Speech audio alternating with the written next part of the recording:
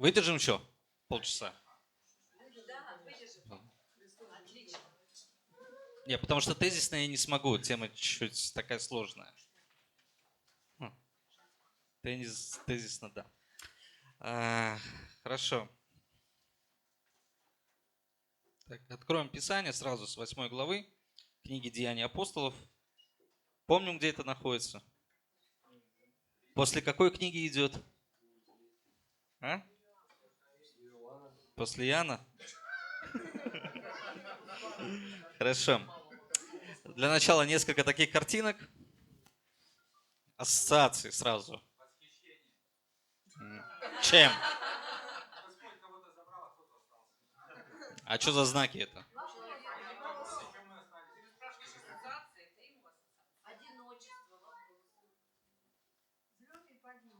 Взлет и падение.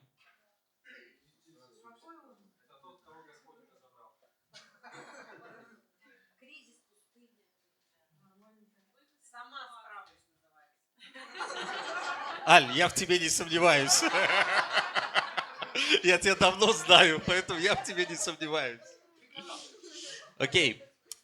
Аутсайдеры, проигравшие или победители. Продолжаем эту серию разговоров о наших апостолах, которые о первой церкви. И посмотрим на гонения, чему они учат. С 8 глава, с 1 стиха. Савл одобрял убиение Стефана. В те дни произошло великое гонение на церковь в Иерусалиме, и все, кроме апостолов, рассеялись по разным местам Иудеи и Самарии. Стефана погребли мужи благоговейные и сделали великий плач по нем, а Савл терзал церковь, входя в дома и, влача мужчин и женщин, отдавал в темницу. Между тем, рассеявшиеся ходили и благовествовали слово. Так Филипп пришел в город Самарийский и проповедовал им Христа. Народ единодушно внимал тому, что говорил Филипп, слыша и видя, какие он творил чудеса. Ибо нечистые духи из многих уходили, одержимых, и выходили с великим воплем, а многие расслабленные и хромые исцелялись. И была радость великая в том городе. Находился же в городе некоторый муж именем Симеон, который... Шимон, который перед тем волхвовал, изумлял народ самарийский, выдавая себя за какого-то великого. Ему внимали все от мала до большого, говоря, сей есть великая сила Божия. А внимали ему, потому что он немалое время изумлял их волхвованиями. Но когда поверили Филиппу, благовествующему о Царстве Божьем и о имени Иисуса Христа, то крестились и мужчины, и женщины. Уверовал и сам Симон, и, крестившись, не отходил от Филиппа, и, видя совершающие великие силы и знамения, изумлялся. Находившиеся в Иерусалиме апостолы, услышав, что самаряне приняли Слово Божие, послали к ним Петра и Иоанна, которые, придя, помолились о них, чтобы они приняли Духа Святого, ибо не сходил еще ни на одного из них, а только были они крещены во имя Господа Иисуса. Когда возложили на них руки, и они приняли Духа Святого. Симон же, увидев то, что через возложение рук апостольских подается Дух Святой, принес им деньги и говорит: дайте мне власть эту, чтобы на тот, на кого я возложу руки, получал Духа Святого. Но Петр сказал ему: серебро твое да будет тебе в погибель с тобою, потому что ты помыслил дар Божий получить за деньги. Нет тебе в всем части и жребия, ибо сердце твое неправо перед Богом. Итак, покайся в всем грехе твоем и молись Богу, может быть, отпустит тебе помысел сердца твоего. Ибо вижу тебя, исполненного горькой желчи и в узах неправды. Симон же сказал в ответ: помолитесь вы за меня Господу, дабы не постигло меня ничто из сказанного вами. Они же, засвидетельствовав и проповедовав слово Господне, обратно пошли в Иерусалим и во многих селениях самарийских проповедовали Евангелие. Аминь. Я взял большой текст. Почему? Здесь есть одна ключевая мысль. Вроде бы она наложена на одно, на другое, и можно там много чего повытаскивать, но я хочу, чтобы мы посмотрели чуть-чуть шире. А шире вот на что. Савл терзал церковь. Входил в дома, влача мужчин и женщин, отдавал в темницу, между тем рассеявшиеся ходили и благовествовали слово. Вот слово «терзал» Да? Это знаете как? Это когда... Видели когда-нибудь, как лев охотится? Львица, да? Как они терзают свою жертву. Там прямо аж вот там ошметки летят. Савол делал то же самое. Но здесь я вспоминаю другую историю. Историю Иосифа, когда его братья продали в рабство. В оконцовке он сказал: не бойтесь, я боюсь Бога. Вот вы умышляли против меня зло, но Бог обратил это в добро, чтобы сделать то, что теперь есть. Сохранить жизнь великому числу людей. Бытие, 50 глава, 19-20 стих. Самое интересное, рассеявшиеся, они видели вот эту злость, которая против них шла. Они не попрятались где-то под лавками, не попрятались где-то в своих там домах, у родственников, не сбежали на родину, в Омск, а пошли дальше. И пошли что делать? Проповедовать. Мы не всегда понимаем, что любое действие нашей жизни, даже которое мы интерпретируем как зло, направленное против нас, если мы верны Богу, если мы верны Его Слову, Его заповедям и Его воле, это зло будет обращено нам во благо. И не просто нам, а еще и окружающим нас, то есть нашим ближним. В это сложно чуть поверить. Почему? По одной простой причине. Мы до конца не понимаем, как работает зло и как работает добро. Что есть зло, что есть добро. К примеру, очень простое. Мы здесь видим историю о том, как похоронили Стефана и сделали великий плач по традиции. И даже приглашали таких женщин. Там целая традиционная сессия была по Стефану. Его похоронили недалеко от Иерусалима. До сих пор это место есть. Это называется дом Гамлиила. Вы можете приехать туда и сходить на место, где похоронен Стефан. Кстати говоря, и Гамлиил, который предлагал там оставить апостолов в покое в Синедрионе. Так вот, великий плач по нему сделали. Я знаю, что в некоторых странах, в том числе и арабских, кстати говоря, африканских и арабских, некоторых племенах, когда человек умирает, там великие пляски делаются. Там радуются. А когда ребенок рождается, наоборот, устраивают по него панихиду, плачут. Почему? Потому что ребенок родился, чтобы умереть. А умирая, значит, он передаст жизнь кому-то другому. То есть мы не до конца люди, которые, да, мы, может быть, живем в одной из, скажем так, греческих таких философствований, мы не до конца понимаем, что такое зло и что такое добро. Но судя по Писанию, зло, направленное против верующего человека, против соблюдающего заповеди, против верным его воле, Господь всегда это обращает во благо. Так Филипп пришел в город Самарийский и проповедовал им Христа. Он видел, что Савол делает. Они все разбежались. В городе остались только апостолы. 12 человек. Филипп не был апостолом, это ученик. Это ученик апостолов. Настоящий ученик Иисуса – это ученик, который выполняет повеление учителя всегда, даже в гонениях. Мы, те, кто приехали со Средней Азии, мы знаем, что такое гонение не понаслышке. Пообщайтесь с нашими пасторами сегодня. Кого выгнали за границу, а кто сидит? Дали им по 20 лет. Сегодня, да. И была радость великая в том городе. Несмотря на эти гонения. Филипп пошел в Самарию. В город, который, в принципе, с израильтянами не сообщался. Он пошел туда проповедовать. Самое главное, что двери покаяния всегда открыты. Мне часто приводят некоторые, скажем так, пасторы, проповедники в пример того, что нужно над человеком именно помолиться, тогда на него сойдет Дух Святой. Друзья мои, одна простая мысль. Они пришли, апостолы, были направлены в Самарию для того, чтобы помолиться, чтобы Дух Святой сошел для уведомления апостолов во исполнение тех слов, которые сказал Иисус, что будете мне свидетелями и там тоже, и до края земли. Сегодня эта история с Симоном нам показывает о том, что не мы владеем силой Духа Святого, а Дух Святой владеет нами. Мы машина, которой Он пользуется. Вот это ключевая вещь. Мы не знаем, Дух дышит где хочет. И не знаешь, откуда Он приходит и куда уходит. Но голос Его слышишь. Симон, крестившись, не отходил от Филиппа и в конце сказал, после разговора с Петром, Петр уже не такой уже жестокий, как с Ананией и Сапфирой, уже, видимо, чуть-чуть покайся. Он говорит, и Симон делает крутую вещь. Он делает то же самое, что сделал когда-то фараон по отношению к Аврааму. И сказал, говорит, Авраам, помолись за меня.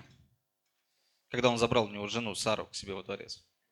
И Симон, соответственно, он знал Тору, как говорится, он знал Писание, потому что его не Симон звали, его звали Шимон, еврейским именем. Скорее всего, он Писание знал, потому что он пользовался вот этим волхвованием. Я еще раз скажу, я не особо верю вот эти вот там силу каких-то бесов, которые помогают волхвовать. Я как-то вам рассказывал о том, что человек до потопа владел 100% своим мозгом. И у каждого человека у нас скрыт огромный потенциал. И сегодня вот 6-7% работы мозга – это Нобелевская премия. А представьте, если 10% – это раскрытие потенциала полностью. То есть в нас зарыта крутая вещь, как частица Бога. Потому что мы созданы по образу и подобию Божьему. Поэтому я особо не верю, что, занимался колдовством, но по сути он мог, в принципе, вот эти вот неограниченные источники, он мог из этого черпаться. Но в оконцовке он просит Петра, чтобы за него помолились, чтобы с ним вот это все плохое не случилось. Поэтому двери покаяния открыты всегда. Запомните это. Нету такого человека, который бы никогда бы не раскаялся. Господь работает с каждым. Каждому из нас дает спасение. Это мы ставим крест, это мы судим. Он хороший. Да ты уже осудил этого человека, сказав даже то, что он хороший. Ты вынес ему приговор. Ты так решил. Ты судья, что ли? Это хороший, это плохой. Это праведник, это неправедник. Ты судья? Как ты можешь определить? Все хорошие или все плохие? Или здесь то же самое? Он покается или не покается? Шанс есть всегда. Двери покаяния всегда открыты. Они же, засвидетельствовав и проповедовав Слово Господне, обратно пошли в Иерусалим, и во многих селениях самарийских проповедовали Евангелие. Это меня поражает. Их гонят, их сажают, их терзают, мучают, избивают, а они делают дальше. И самое интересное, это касается всей церкви. Это касается всей церкви. Каждого. Там написано в начале, Савл ходил в каждый дом, терзал. Друзья, если мы просто так ходим посидеть, когда придут гонения придут и в ваш дом тоже. Поверьте мне. Гонения придут в каждый дом, когда они начинаются большим вот таким вот потоком. Савл, он будущий Павел, мы о нем поговорим в процессе его трансформации сознания. Но Савл на тот момент, его задача была уничтожить вот это мессианское движение, уничтожить веру в Иисуса. И он, конечно, он будет заходить в каждый дом. Наша вера в Иисуса Христа этому миру не нужна. Этот мир хочет от нее избавиться любыми способами, придумывают всякие законы, придумывают новые какие-то направления, философские темы развивают. Этот мир пытается уничтожить христианскую веру. Но наша забота, наша задача не бороться вот с этим, а делать что? Проповедовать Слово Господне во всех городах. Наша задача делать это вот так. Нам Господь не сказал: станьте в оружие, и вам надо защищать веру в Иисуса. Есть такое в Библии? Защищайте Библию как можно там своей жизнью. Есть такое? Идите и расскажите всем. Идите научите, крестя их. Это есть там. А защищать с пеной у рта, доказывать, что это единственная правда? Нет. У нас этого нет. Мы говорили о том, что как правильно спорить. И сегодня я хочу сказать продолжение. То, что делал Стефан, он не наблюдал, он проповедовал Евангелие. Нам об этом в прошлый раз пастор рассказывал, что он делал свою работу, он взял от начала. Сегодня большинство из нас, извините, не умеют проповедовать по Ветхому Завету Евангелие. Не могут рассказать Евангелие по Ветхому Завету. Я могу там по 3 книгам как-то более-менее как-то стараюсь это сделать. Мне стыдно за себя становится. Стефан, у него не было Нового Завета, у него не было никаких комментариев. А он рассказал об Иисусе Христе. А все истории он рассказал об Иисусе Христе и подвел их к тому, что только Христос может быть одесную Бога. И лицо его было как у ангела. А мы сегодня, у нас есть и Новый Завет, и комментарий, и даже книга «Дом Отца» у нас есть. Мы уже и книгу написали. Мы уже, что дальше еще? Что нам еще сделать? А вот я не знаю, чтобы мы просто пошли и начали проповедовать. Реально, друзья, мне страшно становится за нас с вами, что будет с нами завтра, когда мы превращаемся в свидетелями Христа, а не свидетелями Христа. Мы это уже проходили, вот это спокойное состояние, нас никто не трогает. Можно спокойно прийти на службу. А сегодня на группу, наверное, не приеду. Ничего страшного, подработаю там, отдохну, я сильно устал на работе. Да ладно, что он и так знает, что я верующий. Чего его к себе домой приглашать? Да? Друзья мои, это серьезные вещи. Как только апостольская церковь, первая церковь, как только начала закапываться в своих конфликтах, да, то есть там эти обижают наших вдовод и сирот. Братья, а как это все расходуется? А куда это идет? Тут же пришли гонения. Тут же пришли гонения, всех разогнали.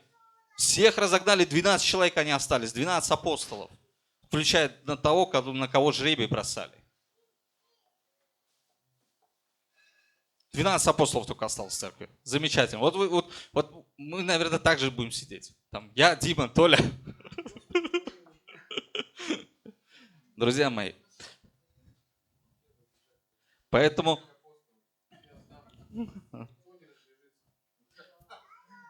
Поэтому, друзья мои, основная наша задача, мы видим, что у них было благословение, покаялось 5000 человек, 3000 человек, еще сколько-то тысяч человек. Первая община насчитывала более 15 000 человек, членов церкви. Все они имели общее. Один дух, одно единство, одно движение. В храм постоянно ходили в час молитвы. И тут да. Держите. Поэтому для размышлений прочитайте текст. 8 главу, с 1 по 25 стих. Историю про Иосифа. Про Иосифа я могу долго рассказывать, но она очень важна. Иосиф увидел сон. За что он был продан своими братьями в рабство. Они хотели убить. Он видел этот сон. Вдруг у него положение вроде бы стало выпрямляться. Стал там начальником у одного управителя. Вот. Тут бам, еще хуже. В темницу посадили. Там опять-таки что-то стало получаться. И в итоге, в оконцовке стал первым человеком после фараона во всем Египте. Богатейшей стране. Премьер-министром. Который действительно влиял на всю страну и даже на, скажем так, внешние взаимоотношения, на всю дипломатию. Почитайте эту историю, это замечательная история для того, чтобы понять для себя, что же зло, какое зло я сегодня воспринимаю в своей жизни, чему меня это учит, как я буду относиться к гонениям. Я помню, как когда-то Сейчас скажу. Вот эти 90-е, там кто-то рок слушал, кто-то рэп слушал. Я что-то один раз стою, у меня лавка такая небольшая, кассетами торговал, аудио на рынке. Да. В старших классах, да. Я помню, один там стоит такой тоже там в панамочке, такой крутой, там у тебя, говорит, там рэпчик такой есть, а рядом там рокер подходит, металлист такой с длинными волосами, с кастетом в руке. Я думаю, сейчас точно подерутся. Вот. Потом я там кое-как их разнял, там, я говорю, ребята, я говорю, не надо. Я говорю, вот так вот вы будете, я говорю, кому-нибудь дадут по башке. Вот. Очнешься с больницы, скажешь, да ну его нафиг, лучше буду я попсу слушать. Рок, рэп. Я лучше на попсу перейду. И да, действительно, многие во время гонений, они уходят. Они уходят, и они говорят, да ладно, я не буду ни в кого верить, лишь бы меня не трогать. Но здесь история о том, что люди так не сказали. Люди стали, переехали в другие города, кто ушел, кто соседям пошел. Они продолжали проповедовать. И история Филиппа, она очень уникальна. Она очень уникальна, и мы дальше будем знакомиться с ним, с этим уникальным учеником, который дальше шел. И людей еще больше прибавлялось. Поэтому почитайте, поразмыслите, как вы сегодня выполняете поручение, чего вам не достает в выполнении вашего поручения. Мы всегда говорим, что нужен человек мира, с кем бы вы могли бы поделиться не просто Евангелием, а с кем бы вы могли изучать Писание. Вот. И примите, наконец, решение, как вы будете двигаться дальше. Хорошо? Аминь. Помолимся?